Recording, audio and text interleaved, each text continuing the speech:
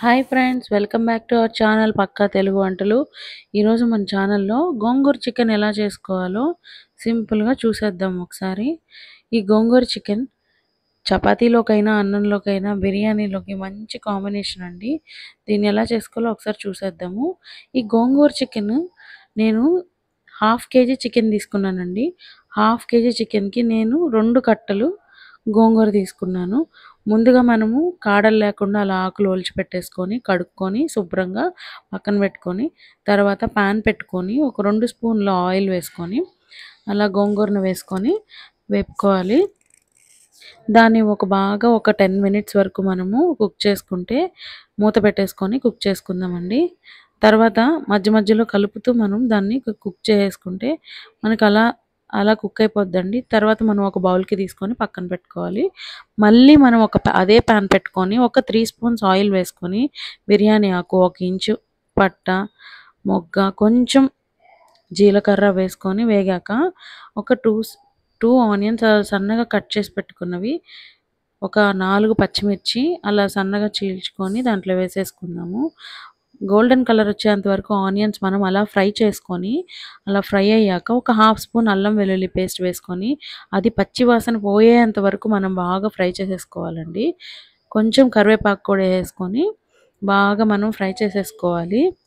అది అంతా ఫ్రై అయ్యాక ఒక టమోటా వేసేసుకొని బాగా వేపుకొని ఆ టమోటా మెత్తబడే వరకు మనము ఫ్రై చేసుకోవాలి.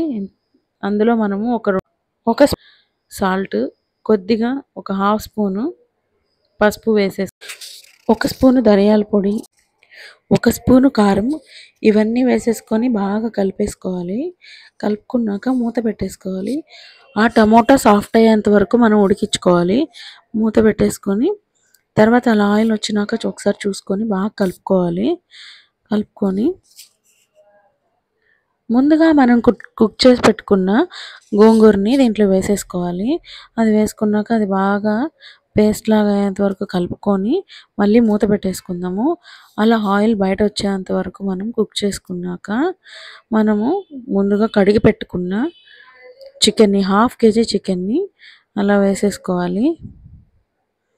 చిన్న చిన్న పీసెస్ అయితే బాగా ఉప్పు, కారం, ఆ గోంగూర ఫ్లేవర్ బాగా పడుతుందండి. చిన్న చిన్న పీసెస్ కట్ చేయించుకొని గోంగూర చికెన్కి అదే బాగుంటుంది.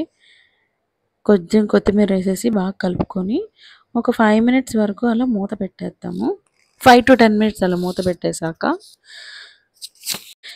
గ్రేవీ కన్సిస్టెన్సీ కోసం మనము చిన్న గ్లాస్ వాటర్ పోసేసి దాన్ని మళ్ళీ కుక్ చేసుకుందాము. బాగా కలిపేసి సాల్ట్ అవన్నీ చూసుకొని ఒకసారి సరిపోకపోతే మనము కొద్దిగా సాల్ట్ వేసేసుకొని ఒక 10 to 15 మినిట్స్ అలా మనం కుక్ చేసేసుకుందాము. మనం ఇప్పుడు మూత పెట్టేసుకుందాము. మధ్య మధ్యలో మనము కలుపుకుంటూ చూసుకుంటూ ఉండాలి. తర్వాత 15 మినిట్స్ తర్వాత మనం చూస్తే ఆయిల్ ఎలా బయటకు వచ్చిందంటే కర్రీ అయిపోయినట్టేనండి. కర్రీ పక్కకు తీసి పెట్టుకోవడమేనండి.